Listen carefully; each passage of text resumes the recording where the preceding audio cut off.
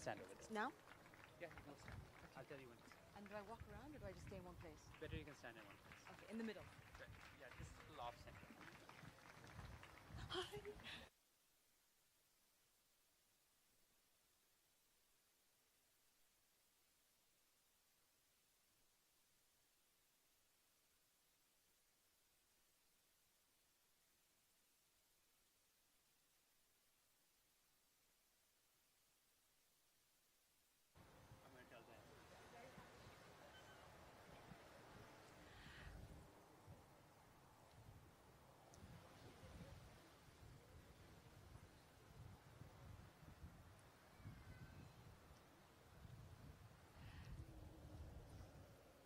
مساء الخير. نامسكارم. السلام عليكم وسلام من متحف البحرين الوطني في مملكة البحرين الغالية. من دواعي البهجة والسرور إن أرحب بكم اليوم في هذا الحدث الهام لإنقاذ التربة. معكم في تقديم هذه الفعالية نورة العامر. Good evening, Bahrain. It is with absolute delight that I welcome you today to this historic Conscious Planet Save Soil event. I am your host today, Noura Al-Amir.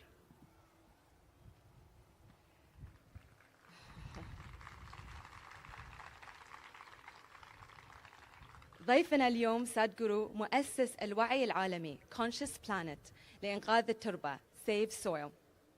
لقد بدأ رحلته من الدراجة الهوائية من العاصمة البريطانية لندن بتاريخ 21 مارس متوجها إلى الهند، واليوم هي اليوم ال57 في رحلة 100 يوم. Today, the 15th of May, marks the 57th of Sadhguru's iconic 100-day journey across the world to expedite the awareness of and restore soil health. 40 days, braving relentlessly through storms, rain, and snowy mountainous terrain, and sandstorms now, driving ceaselessly with a pizzazz that has the world watching with bated breath. A lone rider at 65, starting from London, crisscrossing through Europe, and now he is here in Bahrain.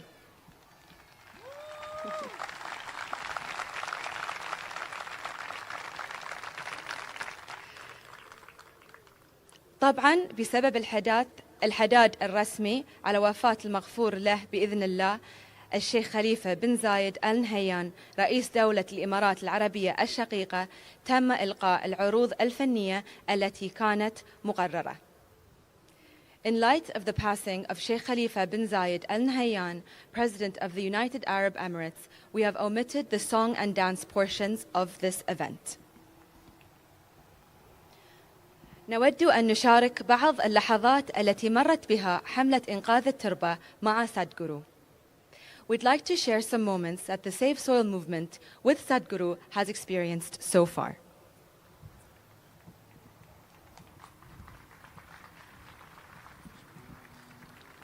You mentioned that people are still yet to come. Did you say that part?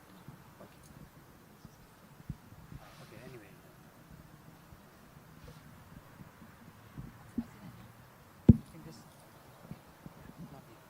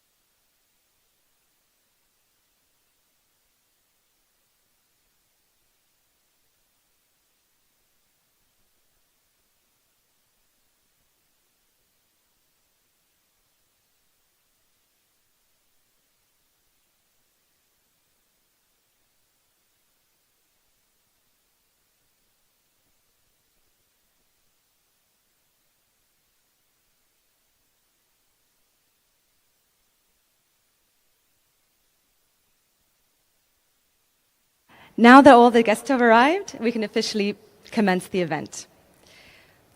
معا نتوقف مع دقيقة صمت حدادا على وفاة المغفور له بإذن الله الشيخ خليفة بن زايد آل نهيان.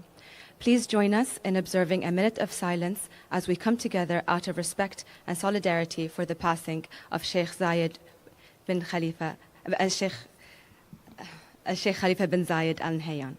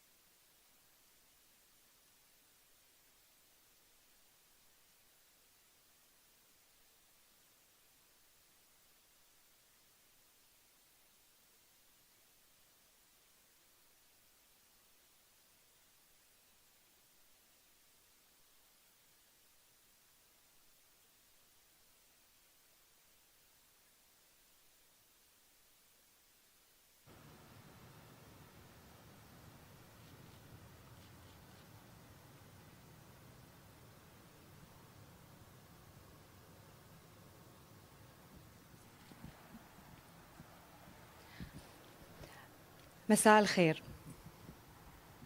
Good evening, Bahrain. 27 دولة تنتظر سادغورو خلال رحلته. 30,000 كيلومتر بين المملكة المتحدة والهند.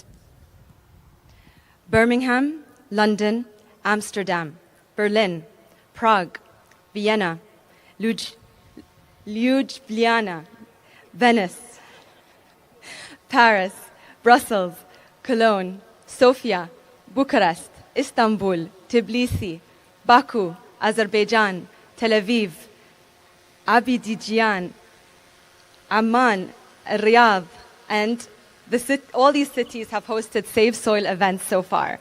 And now we're in Bahrain.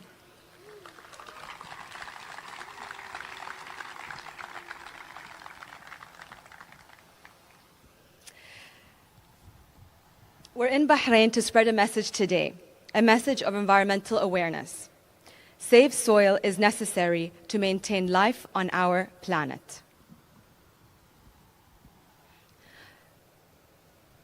وكل ذلك كل رحلة سادغورو ليس فقط لنا بل للأجيال القادمة على أرضنا. فلنتشارك جميعا هذه الرسالة السلمية على مواقع التواصل الاجتماعية باستخدام هاشتاغ Save Soil وروابط Conscious Planet. The world is rallying for Save Soil. Sadhguru is riding, not for you and me, but for our future generations. Helping us spread and share this message on social channels, please use the hashtag Save Soil and tag @Conscious Planet. أدعوكم الآن أن نشاهد فيلماً علمياً قصيراً عن أهمية إنقاذ التربة وأهمية هذه الحملة العالمية. The proverb goes, prevention is better than cure. We are at the cusp of time where every action we perform will either have an affirmative or negative impact for years to come. As occupants of a shared planet, we have the unique opportunity to be part of a solution to crises like soil extinction and desertification. Please see a video we're presenting to you that explains the science behind the Save Soil campaign. We are talking about climate change, carbon emissions, and global warming and various other aspects, but we are not addressing soil. Soil is the habitat upon which zillions of lives thrive. Once there is no richness in soil, then you have forsaken the planet in many ways. Every responsible scientist in the world and the UN agencies are clearly saying we have only 80 to 100 harvests left. That means approximately 45 to 50 years of agricultural soil left on the planet. By 2045, we will be producing 40% less food than what we are producing right now, and our populations will be 9.3 billion people. The food shortages that could manifest in the next 25 years, the consequences of that is unimaginable. Civil wars will unfold across the world once there is food shortage. But what we are facing now is soil extinction. Why is soil becoming extinct? Where is it going away? What is happening to our soil? We must understand, if you add organic content to sand, sand will turn into soil. If you remove all organic content from the soil, soil will become sand. In normal agricultural soil, the minimum organic content should be between 3 to 6%. The most minimum is 3%. At least this minimum to keep the soil alive, to keep the soil as living soil is a must. Agricultural soils across the world, the depletion is so heavy, in most countries, more than 50% of the topsoil is already gone in the last 100 years. The nutrient levels have dropped significantly. The level of micronutrients you would get from your food in early 20th century to what you are getting from the same food now has dropped 90%.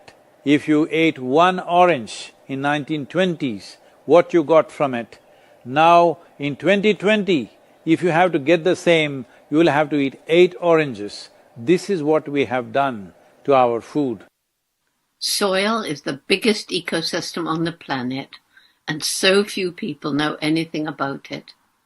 1 teaspoon of healthy soil probably contains more microbes than there are people on Earth. The microbial life in the first 12 to 15 inches of topsoil is the basis of our existence. It is this magic beneath our feet which has produced the life that we are. This first 12 to 15 inches of soil is the basis of life for 87% of life on this planet, including you and me. We have to begin to recognize that what we call our soil, Mother Earth, is a living organism. Open soils, ripped open by ploughing, open to sunlight, is the basis of destruction of microbial life. So the focus should be on agriculture, the focus should be on seeing that land is under shade as much as possible. Some kind of shade, grasses, herbs, bushes, trees. Conscious Planet is launching Save Soil movement to bring about a policy change to regenerate soil. As a part of this, I'm 65 and I'm riding 30,000 kilometers, a lone motorcycle journey, 30,000 kilometers across 24 nations to activate support from the citizenry to assure the governments long-term investments will be appreciated. So it's extremely important that soil regeneration is enshrined in the policy of every government on the planet. We must change the narrative on the planet that soil is a wealth, a legacy we have received from previous generations, and we have to pass it on as living soil for future generations. We are in a cusp of time. If you do the right things now, in the next 15 to 25 years, we can significantly turn this situation around and regenerate the soil. But if we allow this to progress like this for another 30 to 40 years, after 40 years if we attempt this, then it could take 150 to 200 years because that much loss of biodiversity would have happened. From 21st of March for 100 days, the whole world, every human being on the planet should talk soil. So we must hear the word soil, save soil everywhere to see that the narrative on the planet changes towards the most vital aspect of our life, the soil. Each one of you should reach as many people as you can to make this happen. Many global leaders and influencers are already participating in the movement. Be a part of this and let us make it happen. From my part, as much as I can contribute. Sadhguru, and this campaign is so important. And our planet's future depend on it. Antigua and Barbuda is part of the Save Soil mission. We commend you for what you're doing. That is why we are happy to sign the MOU. The science and philosophy that backs the thought behind the movement is tremendous. We know what we must do, so let's make it happen. Let's make this happen. Let us make it happen.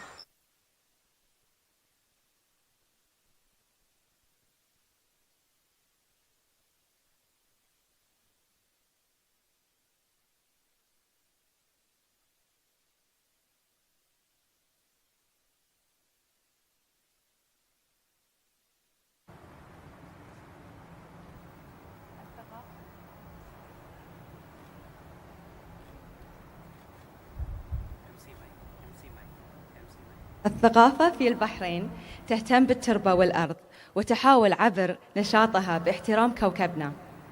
ومع شكرنا للهيئة البحرين للثقافة والآثار على مشاركة عبر هذا الموقع المتميز، نعطي الكلمة لسعادة الشيخة هلا بنت محمد الخليفة مدير عام الثقافة والفنون. And now, to take this movement forward and decisively arrive at effective action, it is with immense pleasure that I welcome Sheikha Hala bint Muhammad Al Khalifa, Director of Culture and Arts Directorate, to please come on stage and address the audience.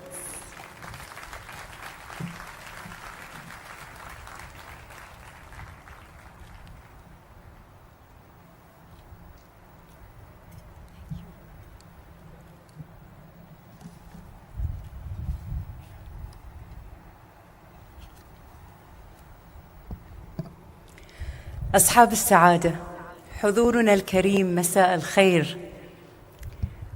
أنا في غاية السعادة هذا المساء بأن أستقبل معكم في رحاب متحف البحرين الوطني سادهغورو، وأن أرحب بقدومه إلينا في مملكة البحرين. وإني سعيدة أكثر بأن أوجه إليه تحية الاحترام لشخصه وتحية الإكبار للحركة النبيلة التي يقودها عبر العالم بجهد مثابر وتكاتف عالمي رائع في حملة أنقذوا التربة، والمسيرة التي تتشرف مملكة البحرين أن تكون اليوم إحدى محطاتها المميزة.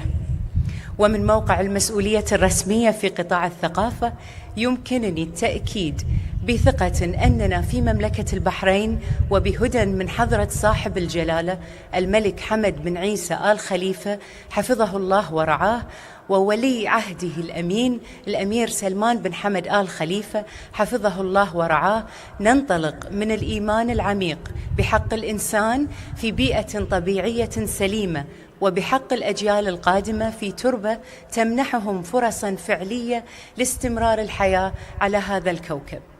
وفي سبيل إنقاذ التربة نؤمن أيضاً بضرورة السعي الجاد والمنهجي إلى تأمين شروط سلامتها واستدامة حمايتها من التدهور البيئي بهدف الحفاظ على حيويتها لفائدة أجيال المستقبل، وصونا لمصير كوكبنا الجميل، هذه الأرض العجيبة الرائعة التي يرتبط بها وجودنا البشري وتزدهر فيها كينونتنا الإنسانية.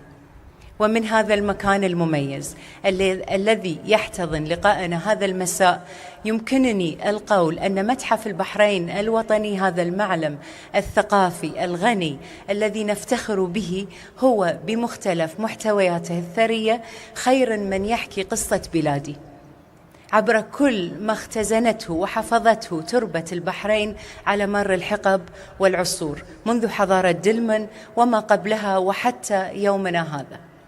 وكما ورد في القرآن الكريم قول الله تعالى: بسم الله الرحمن الرحيم: وترى الأرض هامدة فإذا أنزلنا عليها الماء اهتزت وربت وأنبتت من كل زوج بهيج. ولقد لا نجد تصويراً أبلغ ولا معنى أعمق من هذه الآية الكريمة في توصيف حال الأرض وتربتها الكريمة التي تمنح الإنسان فرصة الحياة والنماء وديمومة الوجود بكل ما يمكن أن تعطيه إياه من خيرات وثمار. لذلك كله يسعدنا جداً أن نرى هذه الحملة العالمية الرائعة أنقذ التربة تتقدم وتتسع وتكتمل حلقاتها نحو تحقيق الأهداف المرجوة، ولتعزيز الوعي بوجوب العمل المستمر من أجل إنقاذ التربة وسلامتها والتخفيف من آثار التدهور البيئي المريع الذي يهدد ديمومة الحياة على وجه الأرض. ولا يفوتني في مطلع هذا اللقاء الجميل بكم أيها الحضور الكريم أن أجدد التحية والتقدير لسدغورو والترحيب به على أرض البحرين، كما لا يفوتني أن أشكر لكم جميعا اهتمامكم ومشاركتكم، وأن أتمنى لهذه الحملة الرائعة كل التوفيق.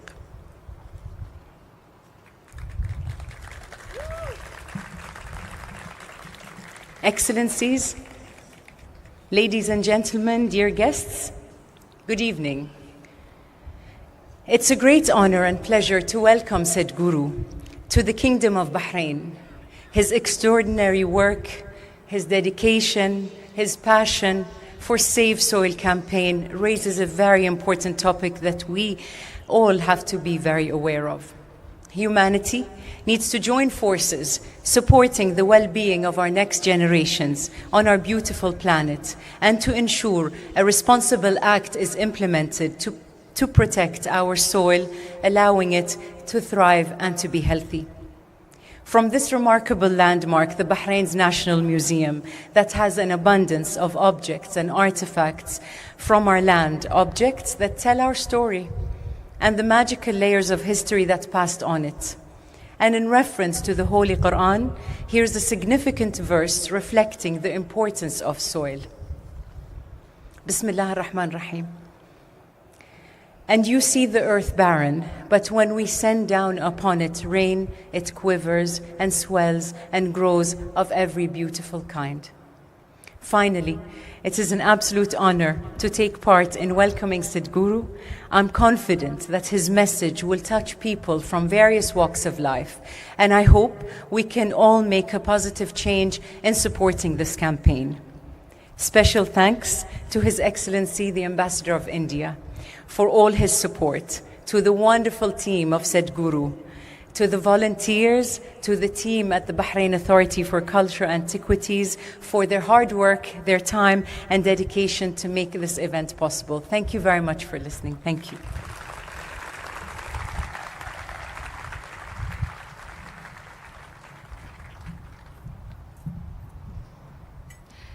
شكرا الشيخة هلا على هذه الكلمة الجميلة. الهند الحاضرة دوما في الحراك الثقافي والاجتماعي البحريني.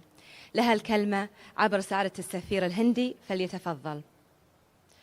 And now it is my honor to invite His Excellency Piyush Srivastava, Ambassador of India, Bahrain, to come on stage and address the audience.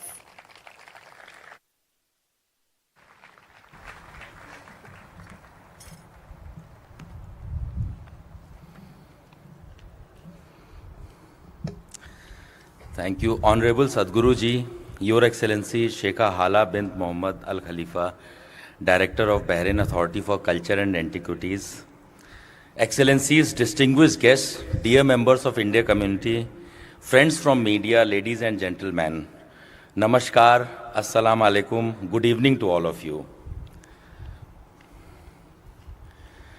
I am honored to be among all of you who have gathered here to support Save Soil global movement initiated by Sadhguru Ji. We welcome Sadhguru Ji and his team to the Kingdom of Bahrain for this noble cause. As you all know, we have seen in the film, Sadhguru Ji is here in Bahrain as part of Conscious Planet Save Soil global movement to create awareness about land degradation and advocate for healthy soil. Sadhguru Ji's Save Soil movement seeks to activate and demonstrate citizen support across nations as he rides a motorcycle, traveling across 27 nations 30,000 kilometers in 100 days and empower governments to initiate policy-driven action to revitalize soil and halt further degradation. Safe soil is definitely the need of hour, and soil extinction is the gravest threat to the humanity right now. Sadhguruji's visit to Bahrain is taking place at a time when India and Kingdom of Bahrain are marking golden jubilee of establishment of diplomatic relations. And India's 75 years of independence, our history rooted in trade, culture and people-to-people connect dates back thousands of years to Indus Valley and Delman civilizations. Our robust and diverse bilateral cooperation include key areas of environment, climate change, renewable energy, agriculture and food security. Institutional mechanisms are in place or being discussed to promote our collaboration in these highly relevant contemporary areas. Honorable Sadhguruji, Bahrain is among the preferred destinations for the Indian community. Indian community comprises about quarter of population of Bahrain, a cross-section of which is present here to listen to you. I must say I have been here for 2 years and I think primarily because of COVID and also otherwise, I haven't seen such a large gathering. Thank you all for coming in such a large number, taking time from your busy schedule. Sadhguruji, it's a vibrant and dynamic community which has contributed to the economic development of the kingdom. Our community is witness to the liberal and welcoming society of Kingdom of Bahrain. This small island has welcomed the Indian community and all expat community with really a big heart. The vision and policies of peaceful coexistence of the leadership and government of Bahrain have provided a conducive environment to the Indian community for them to excel professionally as well as to live happily, peacefully and comfortably in the kingdom. I take this opportunity to convey our thanks and gratitude to the government of Kingdom of Bahrain for all the assistance and support extended for the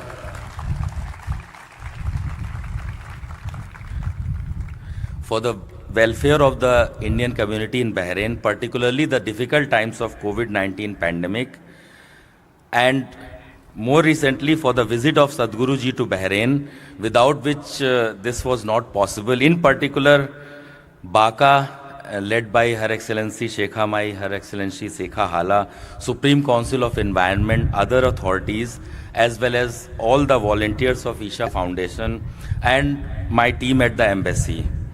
I am sure that all of you are eagerly waiting to hear Sadhguruji. Before I conclude, I would like to thank all the dignitaries and invited guests and all of you for taking time out of your busy schedule and gracing this occasion. I also thank all the community members who have present here and the volunteers in the large number and supporting the Safe Soil movement of Sadhguruji. Thank you so much. May I now invite Sadhguruji on the stage, please.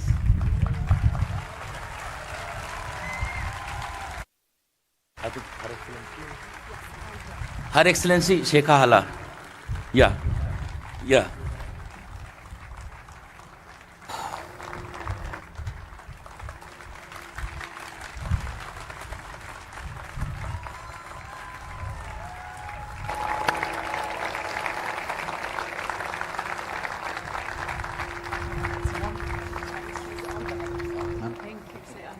Next to you. I'll hold the English side, okay? I hold the Arabic one.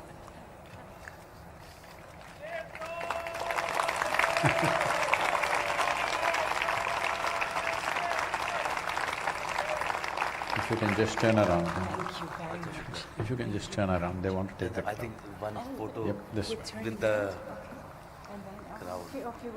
Hey, all of you, come on, and words.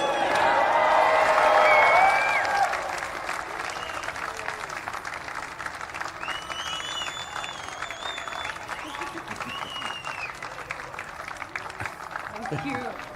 Thank you. Thank you. Namaskar. Stage floor is yours, Sadhguruji.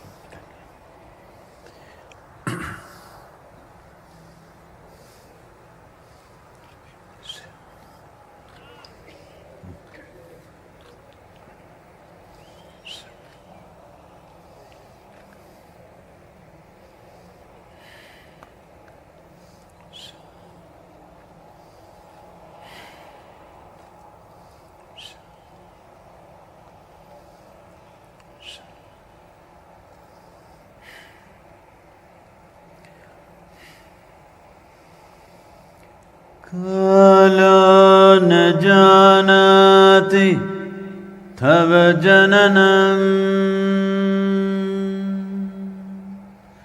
Kala na janati tava samapanam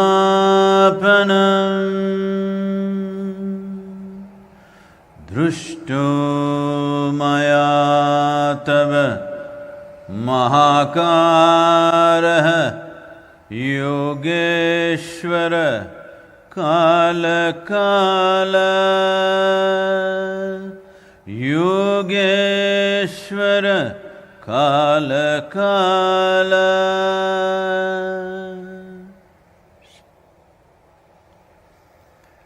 Namaskaram and good evening to every one of you. Well,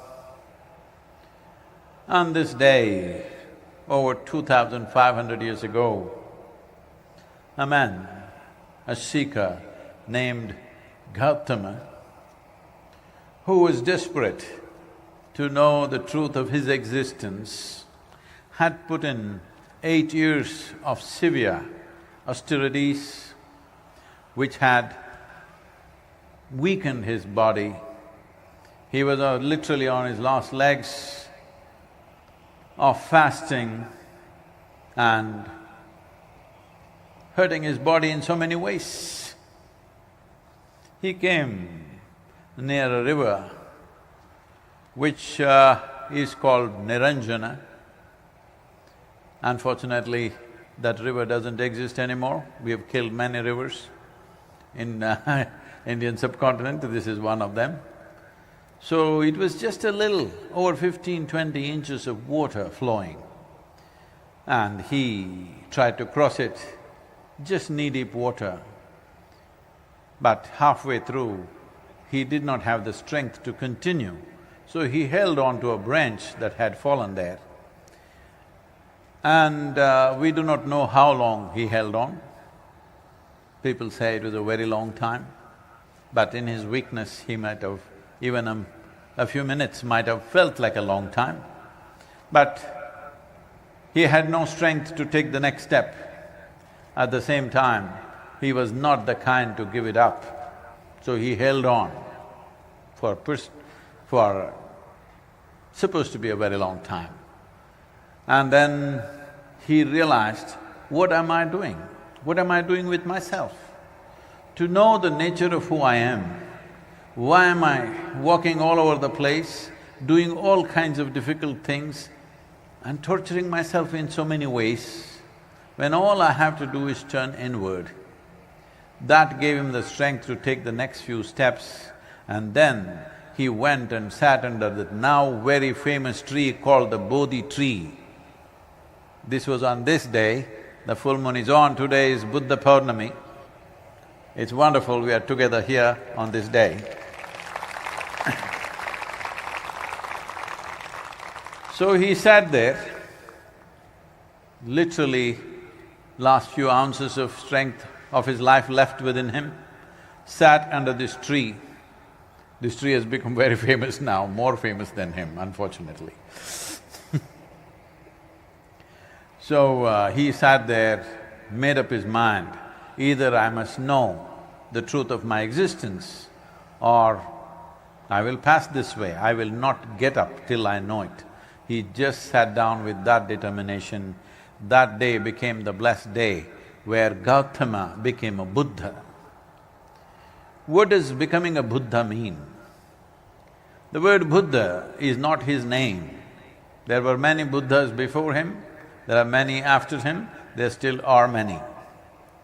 Bhu means buddhi or the intellect. Dha means dada, one who is above. One who is above his intellect is a Buddha. Well, if you are below your intellect, in India, they will call you Buddhu. If you are in the intellect, you are a non-stop suffering human being. Yes, human beings are not suffering anything other than their own intelligence. The sharpness of their intelligence is cutting them into pieces. Hello? Hello?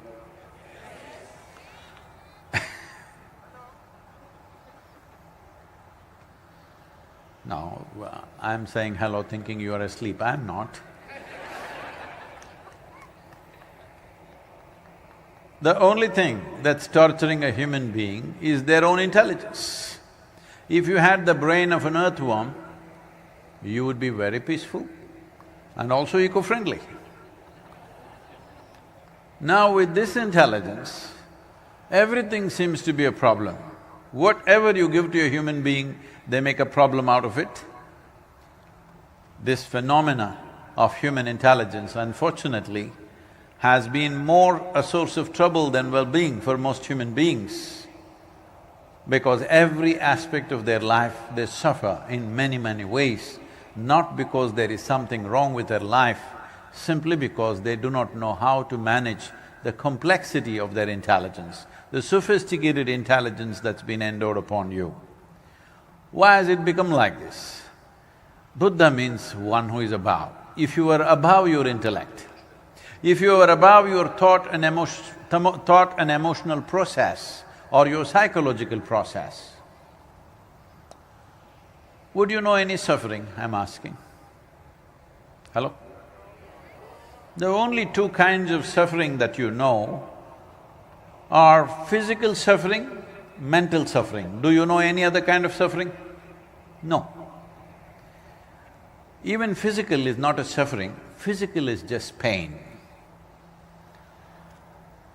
Well, pain you can multiply in your mind and make it into suffering. Pain is in the body. What I say now, you must listen carefully, otherwise you will make wrong conclusions. Pain is good for you right now, because most people still have not come to enough awareness that they would even be able to preserve themselves if there was no pain in the body. See, wherever there is no pain in the body, see what you have done. See what you have done to this, what you have done to this, why? Because there's no pain. Suppose there was no pain in your nose, in how many ways you would have cut it in the name of fashion? Hello? You think they wouldn't? Even now, in spite of the pain, they're doing it. If there was no pain at all, as a part of the fashion, you would pull out your stomach bag and intestines on the street and walk like this. Pain has preserved you, yes or no? So, pain is good for you right now. But suffering is something that happens in your mind because you will multiply the pain in your mind. What happened 10 years ago, you can still suffer, yes? What may happen day after tomorrow, you can already suffer. You're quite an expert because what happened 10 years ago doesn't exist right now, but you can suffer that. What may happen day after tomorrow doesn't exist right now, you can suffer that. If you're suffering that which does not exist, I don't want to call you names, but you tell me, hello? If you're suffering something that does not exist, what do you think is the problem? The case. Hello? It's a psychological case. Only solace is, everybody is like this only. That is how it is in the mental asylum. Only the doctor looks crazy. Everybody seems to be normal. So right now, this is all the human condition is. So on this day, on Buddha Purnami, the glorious moon is out today, this is Buddha Purnami moon. On this day, Gautama realized that the only way to be free from suffering is to be beyond the mind. Once you're above your physicality and your psychological process, that is the end of suffering. And only when there is no fear of suffering will you walk full stride in your life. Otherwise, every step that you take is a half a step, because the fear of suffering, what will happen to me, what will happen to me, always holding you back. I want you to look at your life carefully. Every aspect of life, whether it's your profession, your personal life, your marriage, whatever decisions you make, always the fear of suffering is determining what you do and what you do not do. Isn't it so? This one thing goes away from your life, you will realize the full potential of what it means to be a human being. People say, Sadhguru, you are a superhuman being. No, this is not about being superhuman. This is about realizing being human is super. Being human is super because even according to the evolutionary scale of things, you're on top of the world. Hello? Hello? Above all creatures in terms of capability and competence, but look at the mess we are making out of ourselves. Hello? Look at the mess we are making out of ourselves as individuals and as a humanity as a whole, and the world and the planet. What a mess we are making out of it. Because our intelligence needs a conscious handling. But right now, our intelligence, we are still treating it in a compulsive manner. You know, the genetic scientists are saying that the difference between you and a chimpanzee, the DNA difference between you and a chimpanzee is only 1.23%. 1.23%, not much of a difference, isn't it? Hello? Not a passing mark for sure. 1.23%, is it a great amount of difference? So I'm saying that is how close you are physiologically to a chimpanzee. But in terms of intelligence and awareness, you're worlds apart from a chimpanzee, and this is your problem. You have an intelligence for which you don't have a stable enough base. Now your own intelligence pokes you all the time. Even if you're alone, you suffer. This means you're in bad company, isn't it? Hello?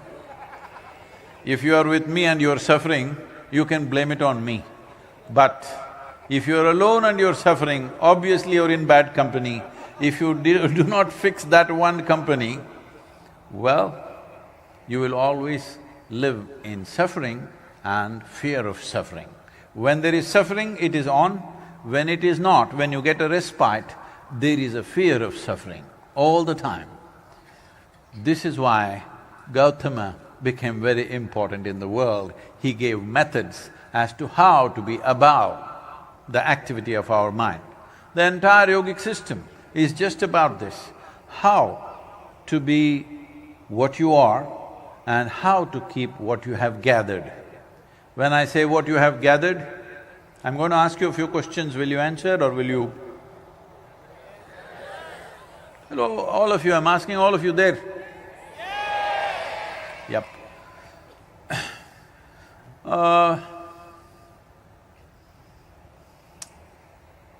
Whatever clothing you're wearing, is that you? It is yours, I will not dispute it for now. One day a dispute will come about that also. But right now we will not dispute it, this is yours. Whatever jewelry you're wearing, is it you? No, it is yours, we will not dispute that. That's dangerous. When you were born, you were only this much, huh? Now you gathered this much body, so you obviously gathered it. Is that yours or is it you? Hello? The very body that you carry, is that you or is it yours? It's me and mine, this is a clever ploy. Me and mine. See, anything that you gather, right now, this is a very famous vessel, now I will pick this up. It's famous because it's traveling with me, you know. It's not done anything significant, but now I'll pick up this vessel and say, this is my vessel. You will think, oh, Sadhguru seems to have some problem. But let us listen, everybody says he's very wise. After some time I say, this is me, then you will say, let's go. Because this is dangerous. Because the moment somebody claims that which is not you as myself, there is a serious issue, yes or no? This you're doing every day. Food appears in front of you, food appears upon your plate, you say, this is my food. You eat it, then you say, this is me. There's a serious problem here. Your body, you gathered over a period of time, yes or no? What you call as my mind is a heap of impressions. This also you gathered over a period of time, yes or no? So what you think is you is actually what you gathered. What you gather can never ever be you, it can only be yours at the most. So this body, this mind, if this is not you, what the hell are you? This is what he went on searching, Gautama. He's not from moon, he's from this planet, because yesterday Shekhar was pointing about every wonderful girl around her and saying, this is an angel. I said, don't say this, these are all wonderful human beings. There are wonderful human beings in the world, hello? Everybody who is wonderful, if you change their origin from somewhere else, now there'll be a problem. Human beings will have no aspiration to be wonderful. You know, we are a volunteer organization, over 5,600 full-time volunteers and over 17 million part-time volunteers, so every day people have issues. What are they clapping? I'm talking about my problems and they're clapping. Because running a volunteer organization means nobody's trained for the job, very enthusiastic. They're always on the go, enthusiastic, but they don't know what to do. And you can't fire them for inefficiency because they're volunteers. You run something like this, you will go mad.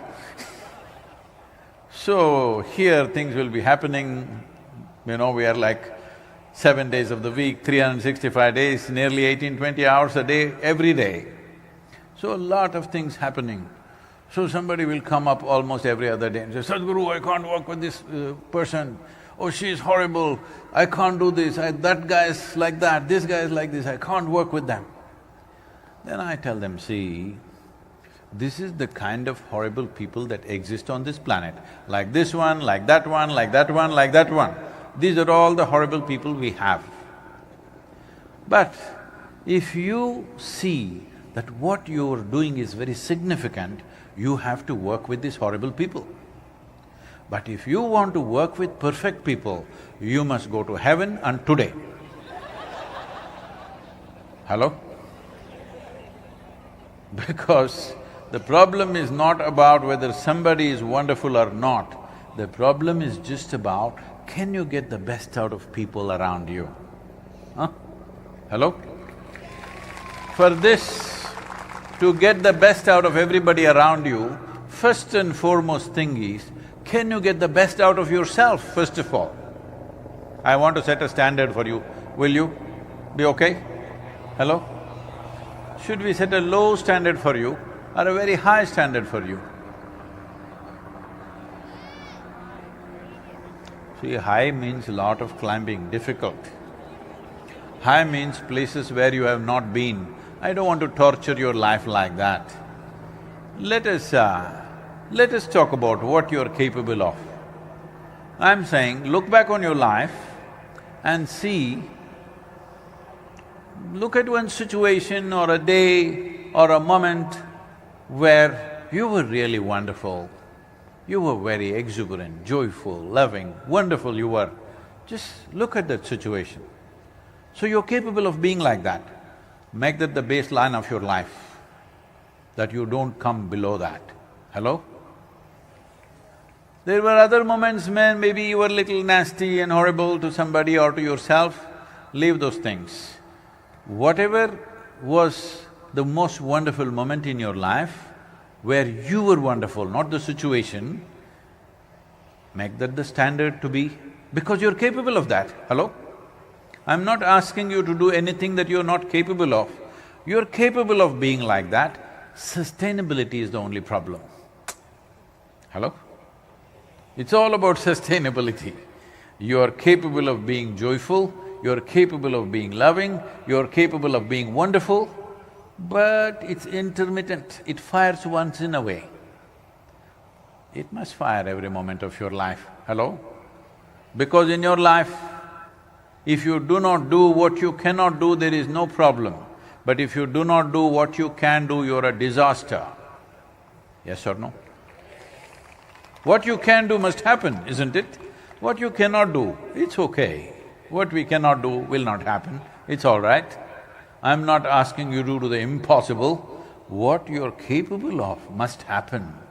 Many, many times, you have been very wonderful. Hello? Hello, hello? Just make that the standard of your life. What are you waiting for?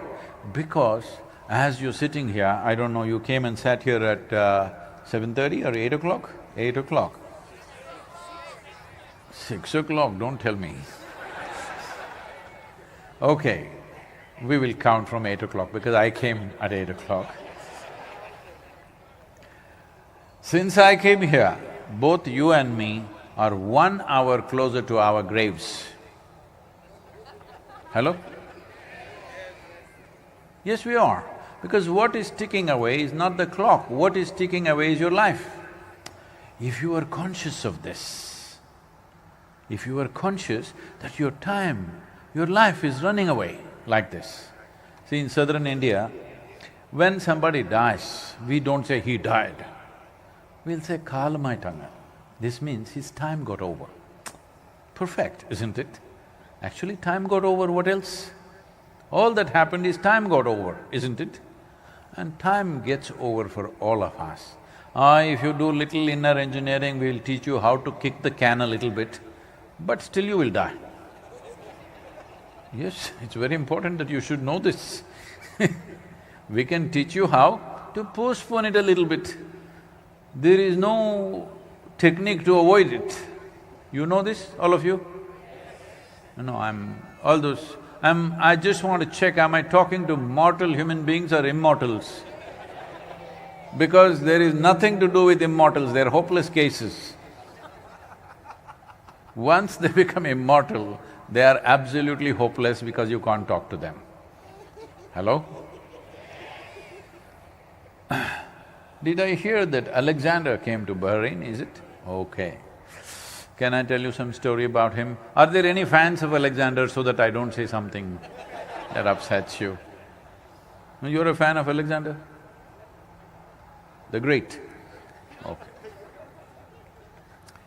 Okay, unfortunately, we have done this in the world.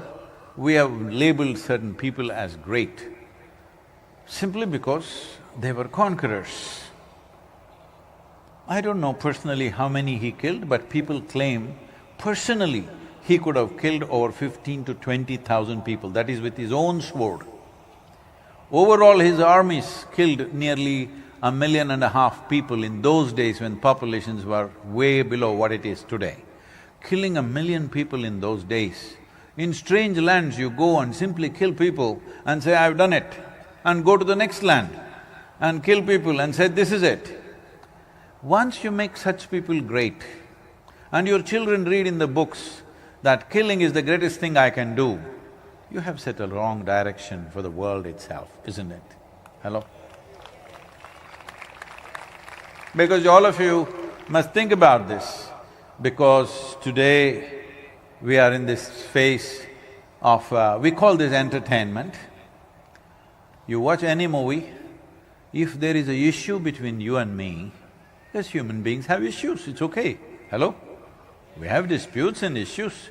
If I have an issue with you, the best thing is I bash your face up till it becomes like a watermelon. Hello? Yes or no? Every movie is depicting this or no? Or the best thing is, I either cut your throat or shoot you in the head. This is the way to settle every dispute and every issue. Or women, take all the utensils in the house and throw it into the walls. Every television show, every movie is showing this as if this is the way to handle human emotions and relationships. Hello? Everybody has emotions, but there is a civilized and dignified way of handling your emotion. There is a civilized and sensible way of handling our disputes. There is never going to be a world without disputes. Hello? Yes or no? Always. Within the family there are disputes, among people there are disputes, among nations there are disputes. Always there will be disagreements and disputes. But how we conduct it is left to us. If we conduct it in a civilized way, it will lead to solutions. Otherwise, everything is Alexander the Great's way. But anyway, he was so great, but an Indian mosquito, that too a female mosquito, killed him. You know this. He died of malaria on the borders of India. So, however great you are, this is how you end. It doesn't matter how great you think you are, this is how you end. That we die. This is the kind of people we are. We are all dying people, is it okay? Oh, Sadhguru, why are you telling us such things? I'm telling you, if you do not understand that we have a limited amount of time, you will waste this time that we call as life. Yes or no? Doing things that won't matter to you.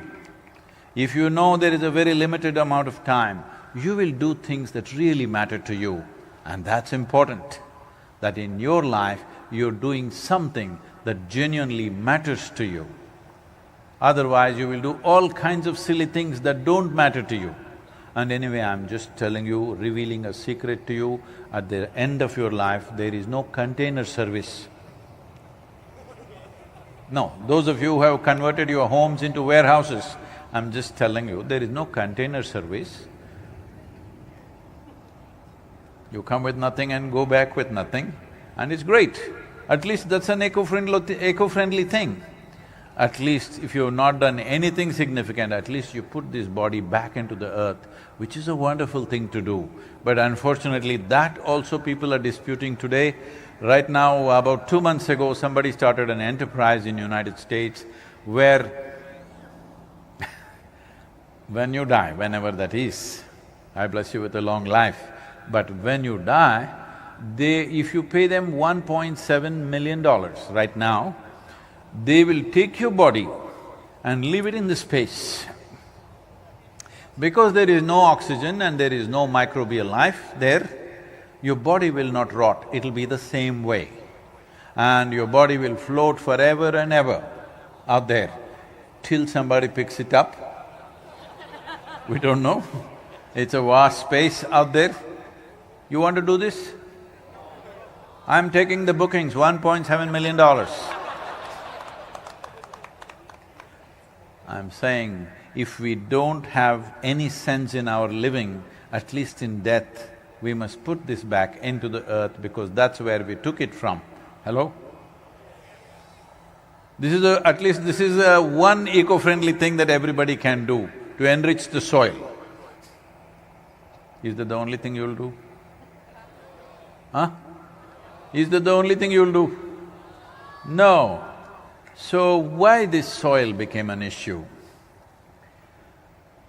See, this has happened not because there is some evil force sitting somewhere wanting to destroy planet Earth, nothing like that. Human aspirations, in search of human happiness and well-being, all these damages happen. Right now the living Earth statistics says, because this has become the ideal, American way of life, United States has become an ideal in many ways because of Hollywood and so many other influences. If all the 8 billion people have to have what an average American citizen has, we need 4.5 planets. But right now we have only half a planet. 52% of the world's topsoil is already gone. With half a planet, if we have that kind of aspirations, well, we're heading for a disaster. But I'm not even here to talk about that. All I'm saying is, do your life whichever way you want. I'm not asking for any lifestyle change, I'm not asking for any food change or dietary changes or anything. Because soil is in such a precarious condition where we are talking about soil extinction. At this point, we don't want to divide the humanity, we need every one of them. People asking me, Sadhguru, you are not fighting the fertilizer company, you are not fighting the pesticide company, weedicide company, herbicide company. No, the only thing I'm fighting is the suicide company. Because right now, it looks like we are on a suicide mission. I'm only against the suicide. Everything else can be handled later, because right now, it's the death of the soil that we are debating. If the soil dies, all the other aspects will be meaningless. Is it even possible that soil can die? Yes, because soil is alive because of microbial life. What does microbial life mean? See, right now 60% of your very body is microbial life, only 40% is the genetic material from your parentage, 60% is other life. Compared in numbers, from the number of human cells you have and the microorganisms that you have, if there is an election, they will win, flat out, because they are 60% population in your body. Because your body and your life right now is a consequence of what is happening beneath your feet. It looks the way it looks, but it's alive. It is the largest living system, not just on the planet, not just in the solar system, in the known universe. The largest living system is the soil or the topsoil of this planet, which is just 15 to 18 inches. This much soil around the world is the basis of life on this planet, just this much soil. 15 to 18 inches of soil contains zillions and zillions of life forms and millions of species. Every year, on an average right now, according to UNFAO, we are losing about 27,000 species of organisms are going extinct per year. At this rate, if we go, in another 30 to 40 years' time, we will reach a point where regenerating the soil will either become extremely difficult or nearly impossible. And once it reaches that point, what will happen to human life on the planet is unimaginable. We don't even want to imagine that because that's going to be terrible. But before that, many things could happen. Right now it is expected, because of soil degeneration, it is expected by 2032, about 3.5 billion people will be water stressed. That means their daily drinking water will be a challenge. Right now already about 1.85 billion people daily are struggling for their daily drinking water already in the world. It will reach 3.5 billion. Because of this, 1 to 1.2 billion people will start migrating, desperate for water. Well, when a billion people move, the amount of suffering that it will cause to individual human beings is another world. Especially women and children will get the worst. Whenever forced migrations happen, whenever unplanned migrations happen, whenever people end up in places where they don't know how to make a living, whenever they don't know the language, they don't have the necessary skills to survive in a given society, women take the worst. So women of the world must stand up and make sure this doesn't happen, because always when forced migrations happen, the worst comes to the women and children. In Sudan, when this war happened, about 260,000 people died. This war is mainly for fertile lands. In this 260,000 people, 50% were children below 6 years of age. 50% of 260,000 who died in a war for land for fertile land, 50% are children below 6 years of age. Because right now already it's evolving in that direction. Last year, the World Food Programme has spent $9 billion distributing food. This year, they are desperate to have $15 billion. 2023, they want $22 billion. How long can you go on distributing food like this? People have to grow food where they are. Food must grow where people are. It's very, very important. For that, soil has to stay alive. Soil staying alive means just this: it is alive, rich with microorganisms. To what extent means a handful of soil like this can have 8 to 10 billion organisms, that's how alive it is. If this has to stay alive, they need food. What happened to their food? Because the organic matter which they can consume, that's the only thing they eat. And the organic matter that they need to consume can come from only two sources: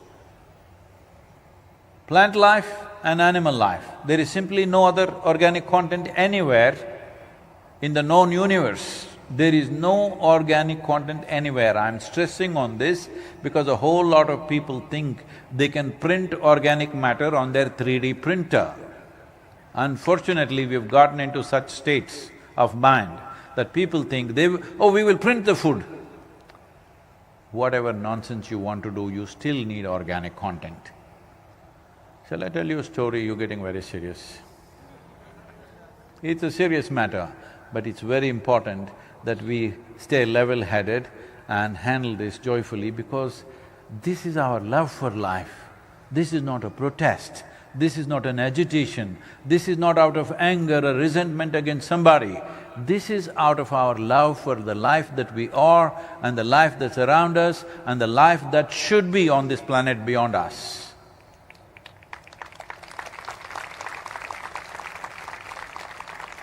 This happened in 2060. When? Hey, come on, how to tell a story to this kind of person? When I say something, once upon a time, what happened? Hello, then we can tell a story. How to tell a story to you? This happened in 2060.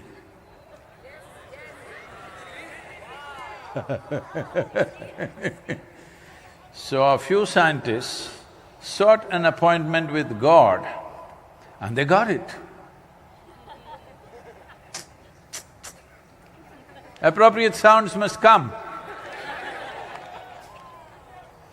And they went there and they told him, "Hey old man, you done pretty well with creation, but everything that you can do, we can also do now, time you retire."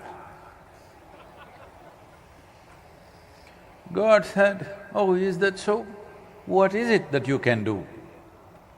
They said, "Look at this." And they dug up a little bit of soil, made a vague image of a human child, they did all kinds of stuff, and the child came alive. God looked at this and said, "That's very impressive, but first get your own soil." There is no substitute for soil.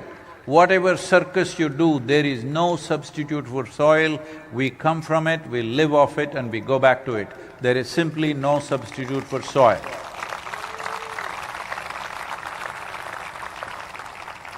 This 15 to 18 inches of soil that you see as topsoil is the cream of this planet. It has taken thousands of years to make this soil the way it is, for these lives to proliferate and get here. Even in terms of evolution, you have happened only because of this microbial life. Somewhere approximately 1 billion years ago, scientists say, whatever number of years, it doesn't matter, but one day, one very smart algae or a fungi came up with a fantastic idea, how to cook food with the perpetual energy of the sun, and started cooking food using the sunlight. This is a phenomena that today we identify as photosynthesis. Before photosynthesis started, The oxygen level in the atmosphere was a shade over 1%. Today it is around 21%. This is why you and me are breathing. You and me are alive right now because of 21% oxygen. Even with a mask on you can breathe, because it's 21% oxygen. If it was 1%, you think you and me would be here? So this is a consequence of the photosynthesis. But what has happened to photosynthesis? In the last 1,000 years, we have reduced photosynthesis by 85%. 85%. What's our plan? I think we are on a suicide mission. Hello?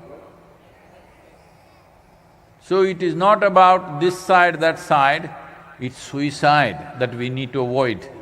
It is suicide we need to ban in the world. Because right now it's fashionable, those of you who live in cities everywhere across, especially in western part of America, it's very fashionable. Everybody jumps up and says, organic farming. They never walked on the land, they don't even know how it works. Here we have a wonderful farmer sitting here in the front row. People who worked in the land, they know how backbreaking and heartbreaking it is to work on degenerated soil. People will say, organic farming. Well, I want you to know this. Today, if we get rid of all the fertilizers, pesticides, whatever sides they have, everything, our food production will come down to 25% probably in the next 6 months to 8 months. That is the worst disaster you will unfold on the planet. So let's not talk fanciful things that you don't know. It's best that you don't talk about it. All you know now is that soil is dying and we are killing this because they have no food to eat. Something, a leaf or an animal waste, something needs to go into the soil. There are no animals on the land, there are no trees and plants on the land will die because organisms have nothing to eat, they need organic material to consume.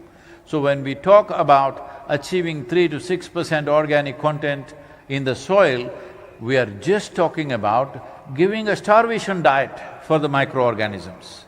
If you raise the organic content to 8 to 10%, this I'm saying not from data, this I'm saying because we've worked with hundreds and thousands of farmers in the last 27 years. If you raise this to 8 to 10%, your irrigation requirement will come down to 30% of what you're using right now. If you're using 100 liters of water, it'll come down to 30 liters of water because soil's ability to hold water is greatly enhanced once the organic content and the organisms are active. Once they're living, they will make sure there's enough space to absorb water and hold it there. This is the only way the future generations can be safe on this planet, that a minimum of 3%. 3 to 6% is minimum. This much must come. Right now, this whole Save Soil is to push for making that policy. Everybody says, let me roll up my sleeves and I'll go and fix my kitchen garden. That's very cute of you, okay? But it is not a solution. It's not a solution.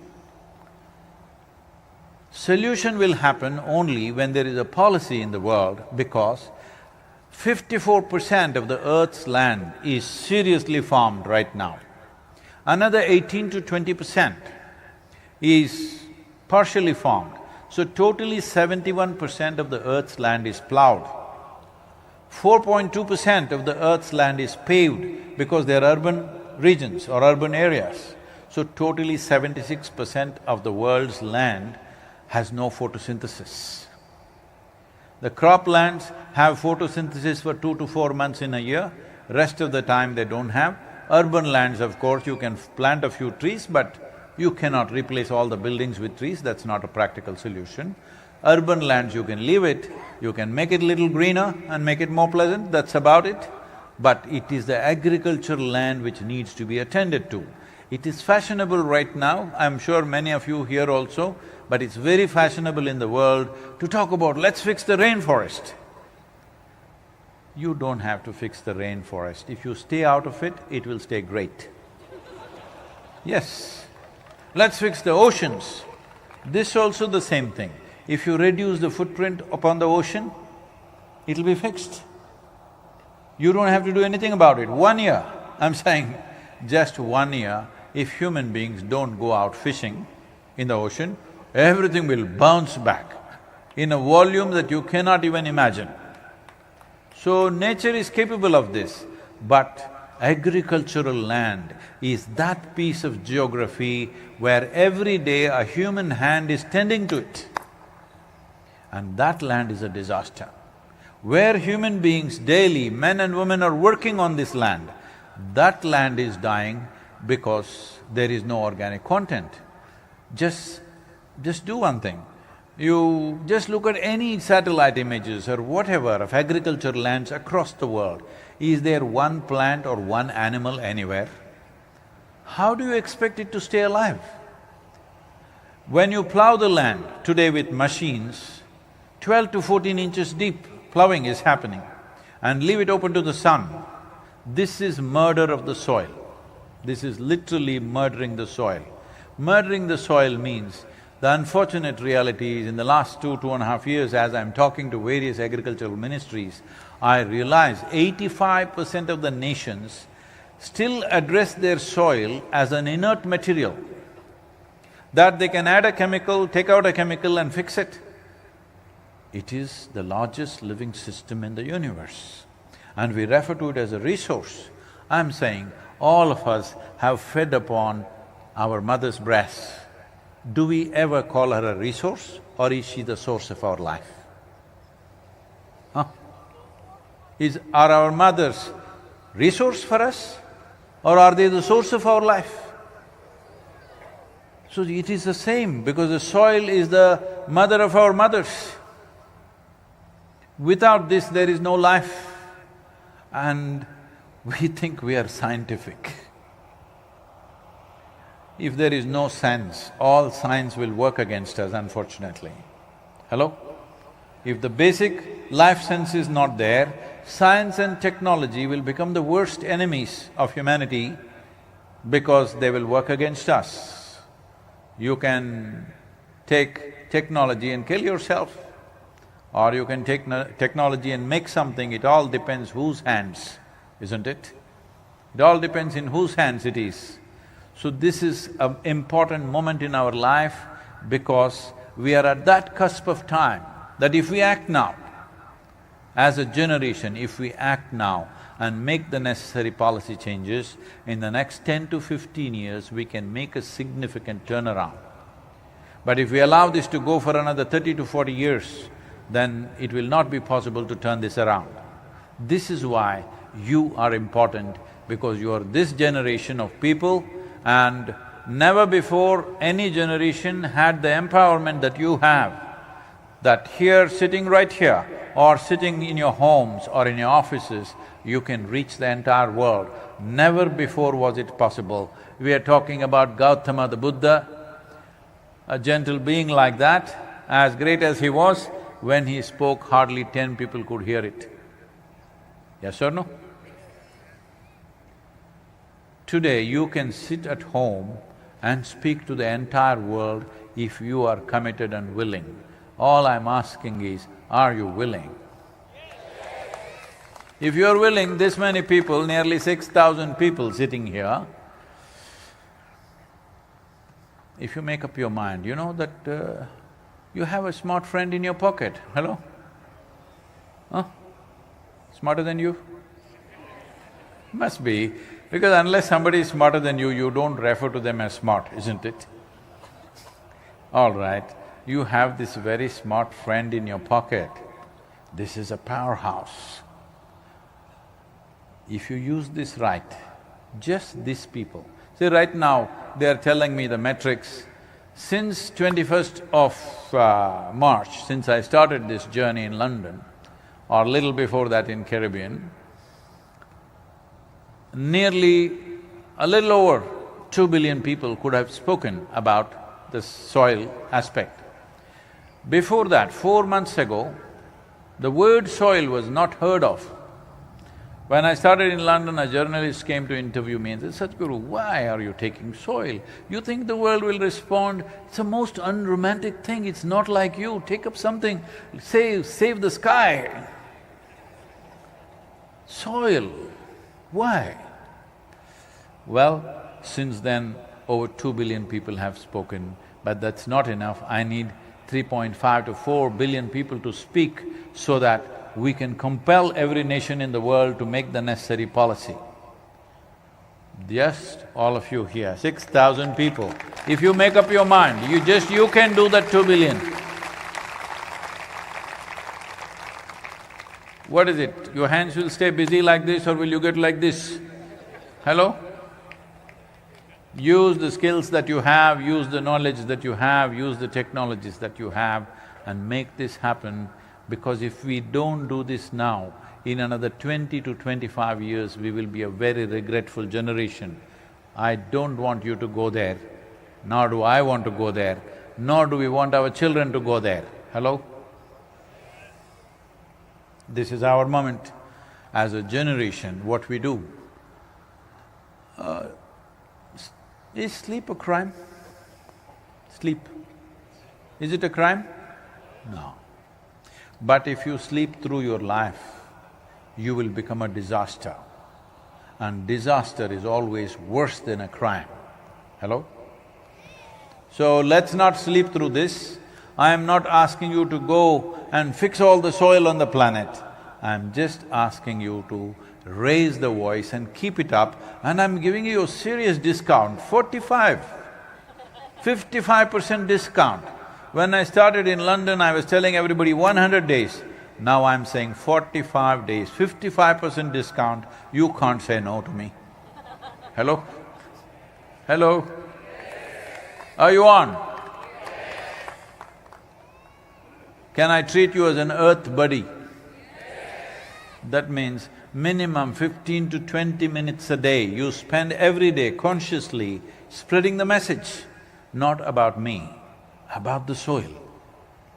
This is the important thing, because this is the mother of our mothers. Everybody that we know came out of this. Whether it's a worm or an insect or a tree or a bird or an animal or a man or a woman, everybody came out of this, yes or no?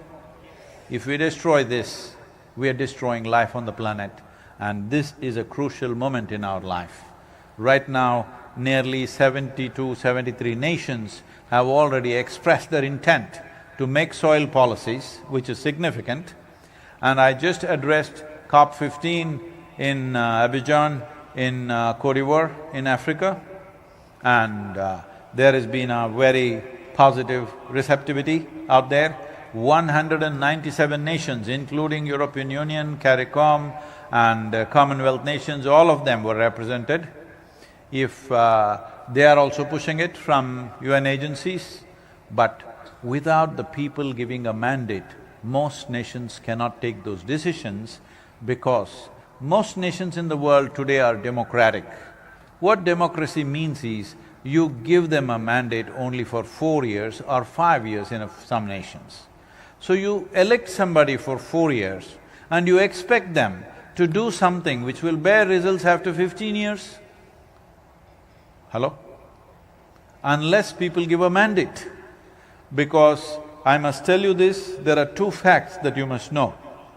One thing is, not a single nation in the entire world, not a single nation in the entire world has minimum 3% organic content as an average in their soil. The highest we have is 1.48% in Europe, Northern Europe. Southern Europe has 1.1%. United States has 1.25 to 1.3%. Africa has 0.3% as an average. India has 0.68%. This is an unfolding disaster.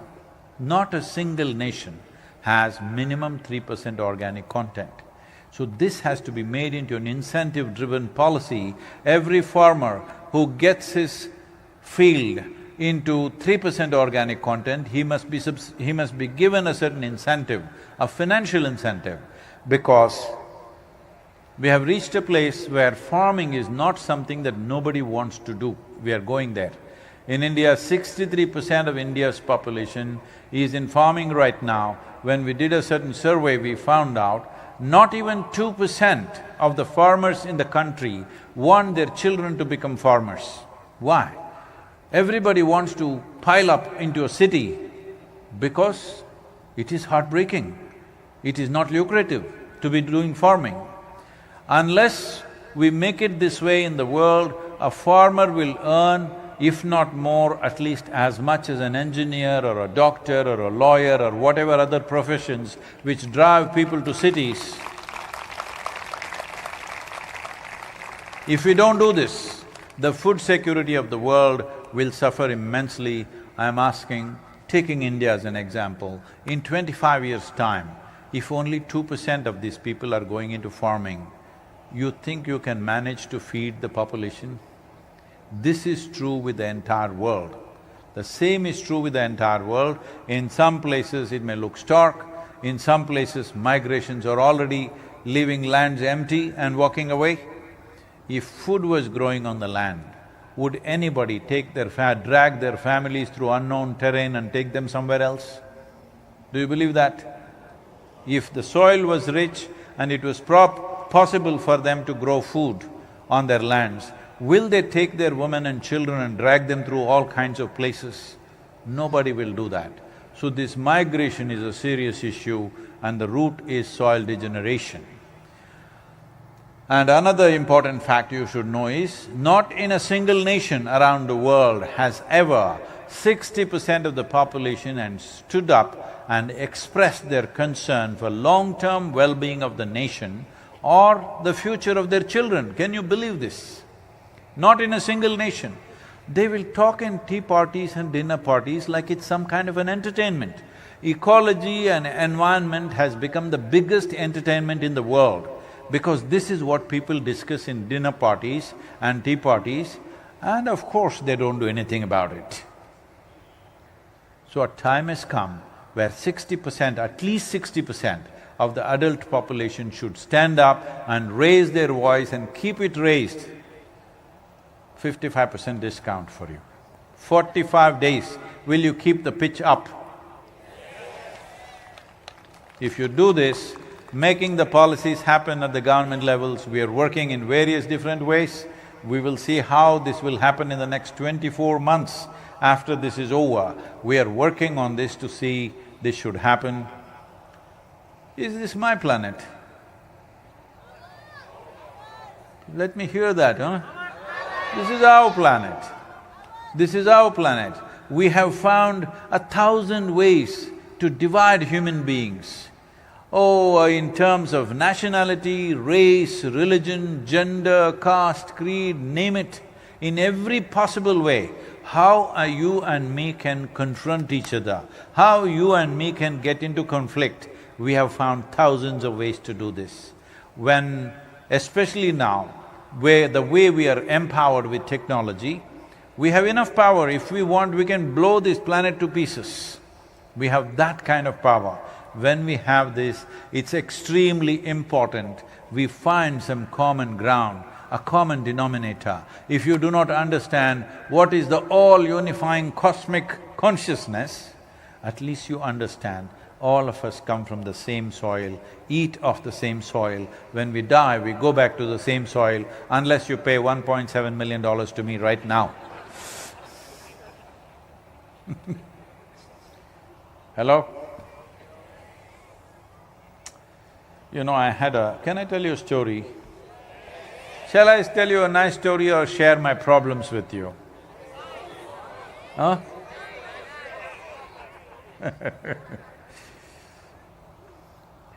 I had a great-grandmother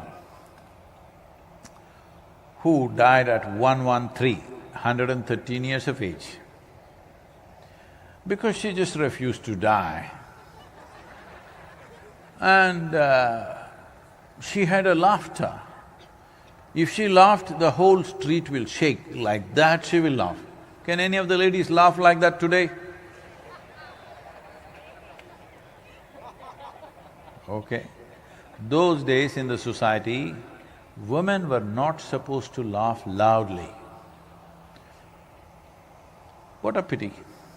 No, I'm not pitying the women, I'm pitying the men. How did they live with women who cannot laugh?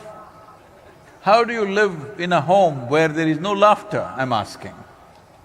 But unfortunately it was like that, but this woman, when she laughs, everything will shake, like that she laughs, and she doesn't die.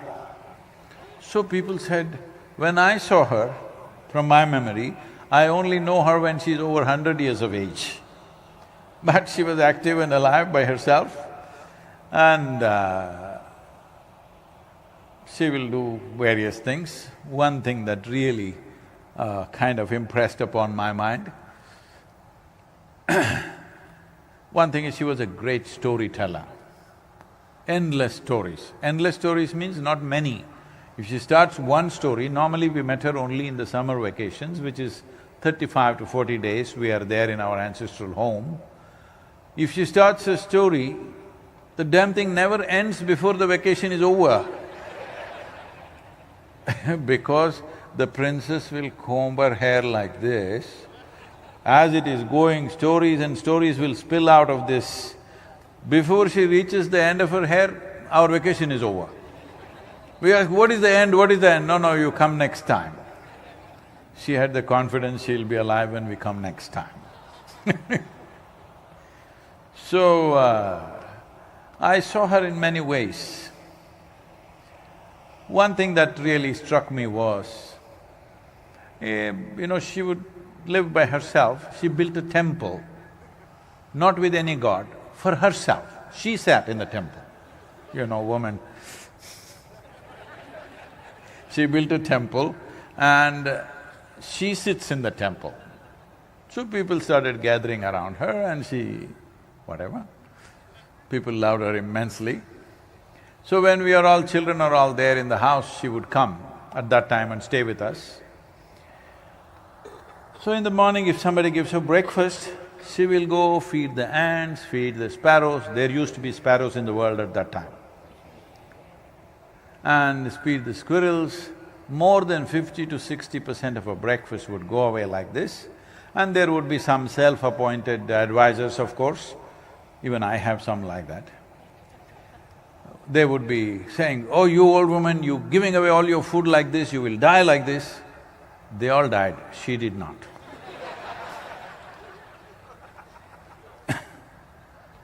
So she would be sitting there and the ants are eating her breakfast. She would be watching it, tears flowing down her cheeks. I am like 4.5, 5 years of age, I see the ants.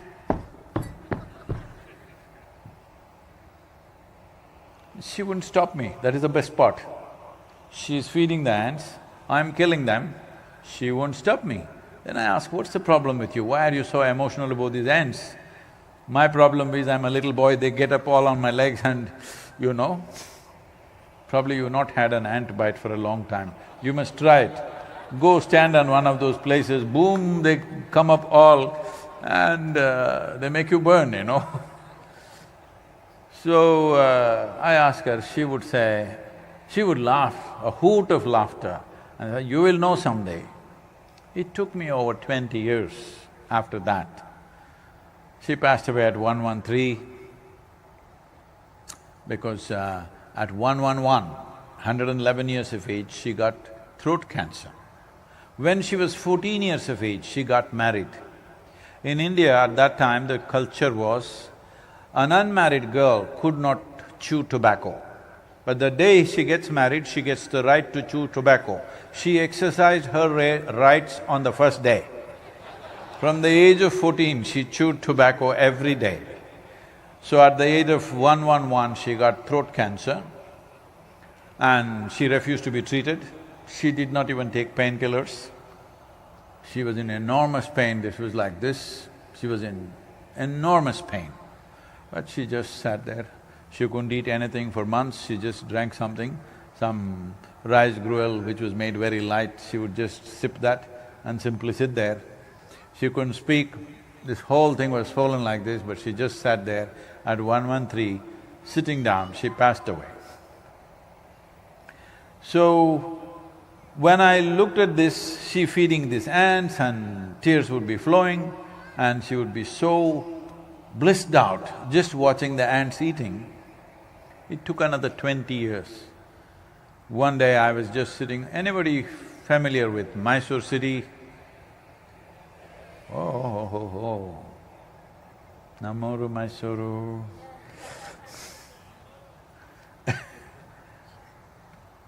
So, in Mysore city, there is a hill called Chamundi Hill. Chamundi Hill is a very special place, at least at that time. Today everybody is looking at the screens, but at that time we had to look at the world, you know. So when I was very young, 8–10 years of age, if we want to camp somewhere, we go and camp in Chamundi Hill. We want to do trekking, we go and trek in Chamundi Hill. It was big enough for us when we were little. And then when we grew up, we cycled up Chamundi Hill. Then we motorcycled up Chamundi Hill. We want to test motorcycles, we ride up Chamundi Hill. We want to have a party, we go to Chamundi Hill. If we fall in love, we must go to Chamundi Hill. If you fall out, you have to go to Chamundi Hill. If you have nothing to do, you go to Chamundi Hill.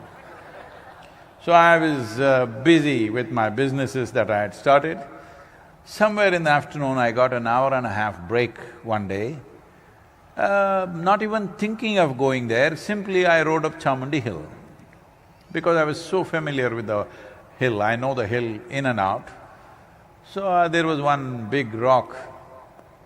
Today, people have marked it and a lot of people are going there. I parked my motorcycle, climbed up and sat down. My eyes were still open. Suddenly I did not know which is me and which is not me. What was me was just all over the place. I thought this happened for about 5–10 minutes or maybe 10–15 minutes. But when I came back to my normal sense, about 4.5 hours had passed. For the first time in my adult life, tears, me and tears were impossible. Tears, to a point my shirt is all wet. And every cell in my body is dripping ecstasy. Initially, I am a super skeptic. I shake my head and think, what the hell is happening to me? Maybe I'm going off my rocker. Then I ask my closest friend, something is happening to me, I'm just feeling blissed out all the time. I think, come on, what did you drink? What did you pop? Come on, you ate the mushrooms, you did this. I knew there was no context, there was nobody around me to tell me what is happening to me. All I knew was, I have hit a gold mine and I don't want to lose it. So I experimented with this and I realized, if I just keep my hands off my mind, every cell in my body bursts out in ecstasy. I experimented in many different ways, then I found this is it. I thought I have discovered something absolutely fantastic, and I could not imagine who in the world wouldn't want to live blissfully. Hello? Who in the world? Then I sat down and made a plan. I was 25 years of age. I sat down and made a plan. On that day, the world's population was 5.6 billion people.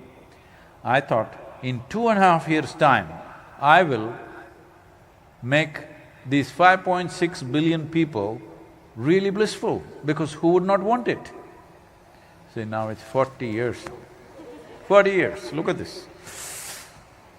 7 days of the week, 365 days, I've been on and on. People today say we've touched about 2.2, 2.3 billion people in the world. That's not my idea of the world. Today the population is 8 billion. So I know I will die a failure in my life, but a blissed out failure. Yes. So now, at age of 65, much wiser than I was 25, still equally blissful, but now much wiser for safe soil. I am only asking you half the population, 4 billion. Will you make it happen? Let's make it happen, huh?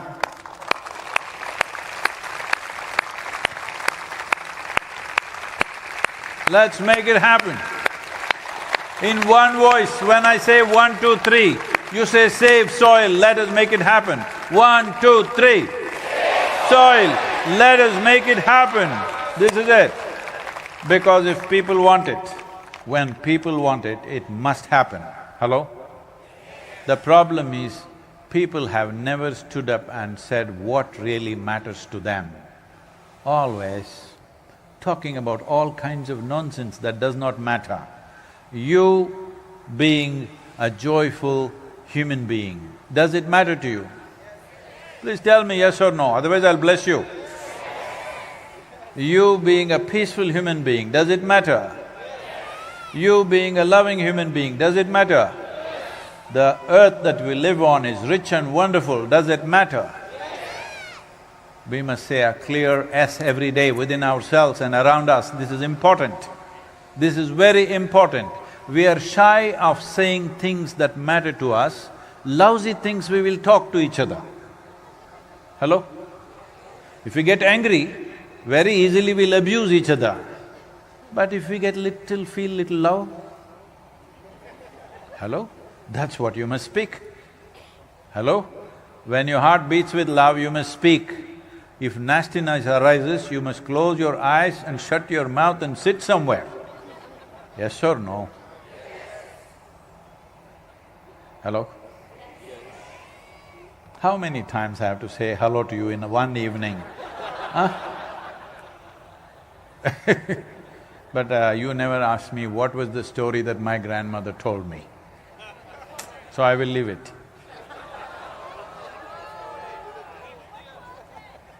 Okay. So, what's your name? I'm sorry, huh? Rashid. So, Rashid is a wonderful farmer in Bahrain, hard land to work on, but he's doing a good job.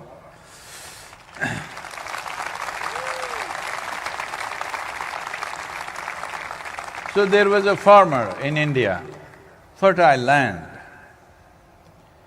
He worked hard and expanded his farm. Those days, nobody owned the land, you could cultivate what you could. So he did that and then he got 2 sons. Both the sons, hard-working, worked with him and they further expanded and they became very well-to-do.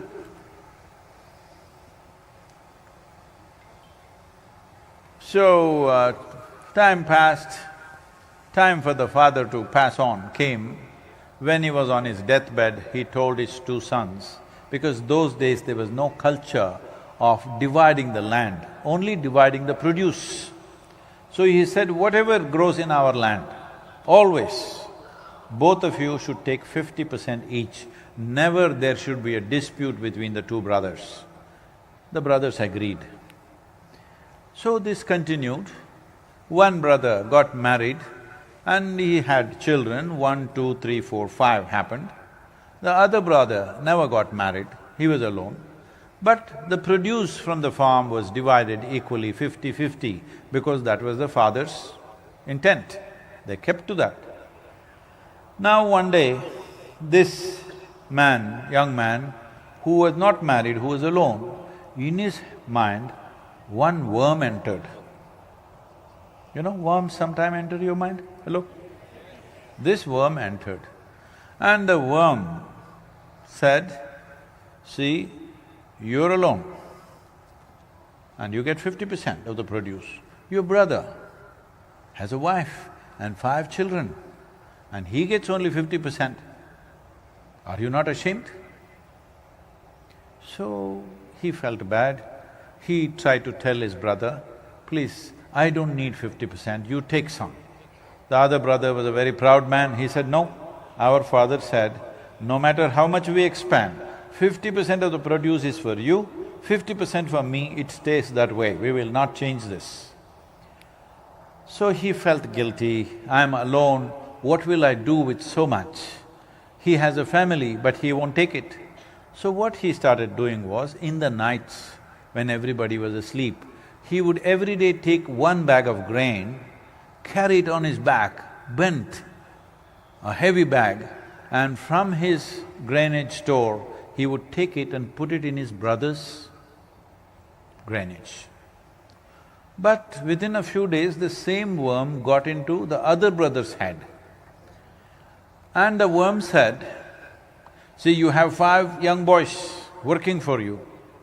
Your brother has nobody, he's alone. Are you not ashamed? You're taking 50%. And he has nobody who will take care of him in his old age. He has only 50% and you're getting 50%, you have 5 boys who will support you. So, he also thought what to do, the brother won't take it. So in the night, he started carrying a bag and putting it in the other brother's store. This reverse osmosis went on for many years.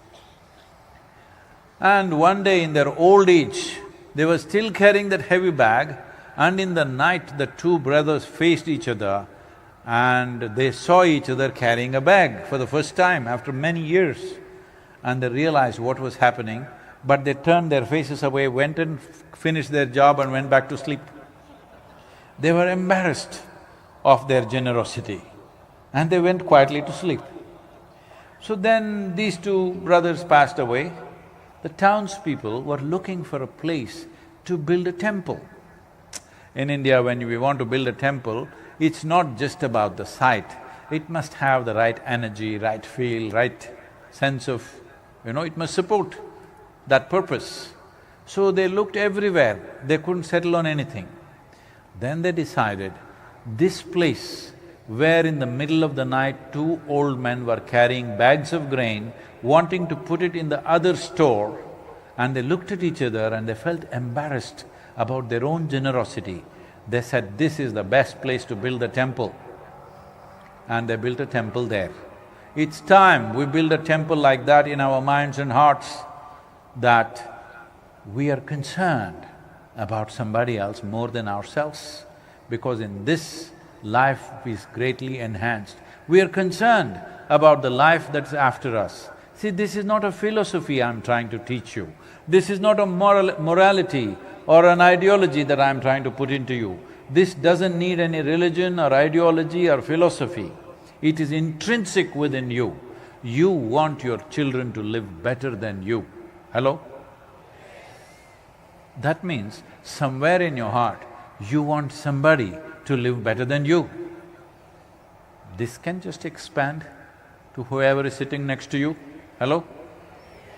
When I already said, see, this is not something that you're not capable of. You want your children to live better than you, so you are capable of looking beyond your well-being at another life. You can add 1 more and 1 more and 1 more, just 8 billion. Hello? It's a limited number. We're not talking about some infinite number. You have computers, you have smartphone, you can calculate what is 8 billion. Yes or no? You can divide, multiply, do permutations, combinations with that. I'm saying you are capable of this. You are capable of looking beyond your immediate well-being and doing something in the world that is worthwhile. Right now, this is not even about generosity, this is about survival. Save soil, let's make it happen. Thank you very much. Thank you very, very much. Thank you, Bahrain, for the wonderful welcome you've given me. Thank you to all the people, the leaders, Shekhar, the ambassador and many others that I don't know by name. Thank you very much, every one of you, for who you are. And you are a small nation, you're not an agricultural nation, but I'm promising you this, I have never gone back on any promise that I made to anybody. I'm telling you this, all of you. Can you hear me? Hello? Those of you who are running away, can you hear me? I'm saying, if I hear the voice of Bahrain across the world in the next 45 days, within the next 18 to 20 months, I will visit Bahrain and offer a spiritual process to you. Okay. That's a promise I will keep. You must keep yours. Let's make it happen. Let's make it happen. Thank you. Thank you very much. Our deepest respects. Normally these events are full of music and celebration, but in absolute respect for the passing of the ruler of Abu Dhabi and the president of UAE, who has been a visionary and leader who's been immensely loved by his people and everywhere around, the incredible thing is, India has declared 1 day of mourning for UAE. This has never happened before. Wonderful. Thank you very much, all of you being here. Namaskaram. Namaskaram. Sadhguru, this is on behalf of the National Museum of Bahrain, who would like to thank you.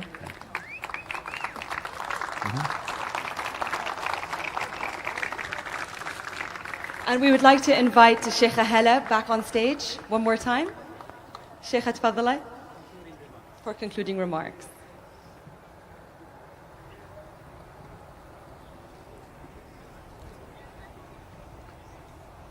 Do I look Arab enough, huh? Come on. I just couldn't fix my headgear.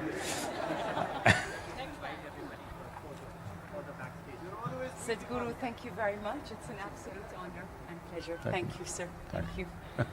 Thank you for your inspirational talk. You made so many people inspired and happy, and we will follow.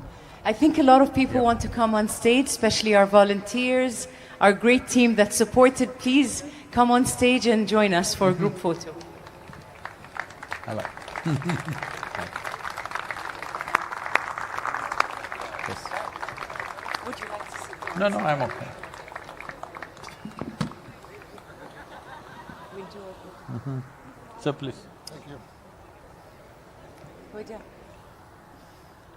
فرح شوق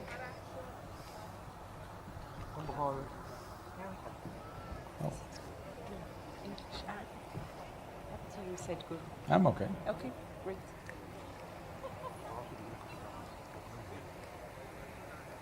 Hani, please. This is the Bahrain Authority team, Sadhguru.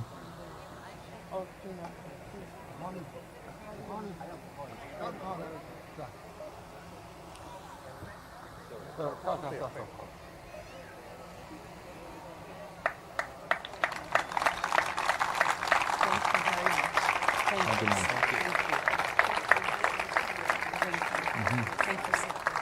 Thank you. Thank you very much. Thank you. Please come. Thank you. Thank you, sir.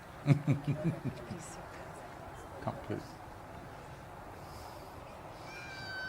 Love you.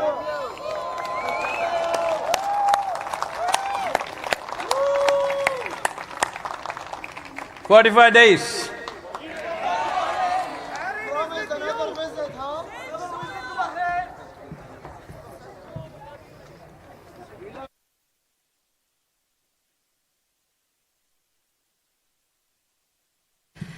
We would like to thank Devji Jewelers, Kewal Ram, ICICI Bank for their generous sponsorship. On your way out, you will see Save Soil leaflets available. Please feel free to take these and give them to your friends and colleagues. Due to the large number of people here, to avoid congestion when leaving, please use the exit nearest to your seating bay. Bay 1 corresponds to exit 1, Bay B2 to exit 2, Bay Z to exit 26.